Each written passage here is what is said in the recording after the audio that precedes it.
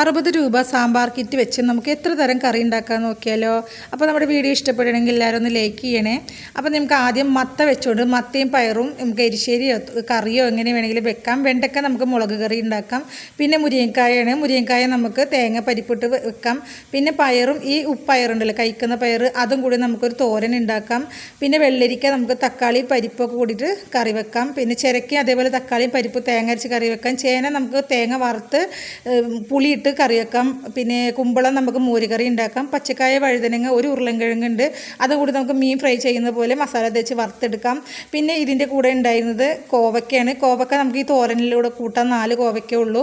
പിന്നെ നമുക്ക് ഇതിൻ്റെ കൂടെ ഉണ്ടായിരുന്നത് ഒരു ചേമ്പിൻ്റെ വിത്തും കുറച്ച് കൂർക്കയും കൂടിയിട്ടാണ് കേട്ടോ. അപ്പം നമുക്ക് കൂർക്ക നമുക്ക് ഈ മുരിങ്ങക്കായൻ്റെ കൂടെ കറി വെക്കാം. അതേപോലെ ചേമ്പ് വിത്ത് നമുക്ക് ചെറിയൊരു മോരുകറി ഉണ്ടാക്കാനുണ്ട്. അപ്പോൾ ഈ കൂർക്കയും മുരിങ്ങക്കായും കൂടി കറി വെക്കാത്തവരുണ്ടെങ്കിൽ കറി വെച്ച് നോക്കൂട്ടോ, നല്ല കോമ്പിനേഷനാണ്. അപ്പോൾ ഇഷ്ടപ്പെട്ടാൽ ലൈക്ക് ചെയ്യണേ.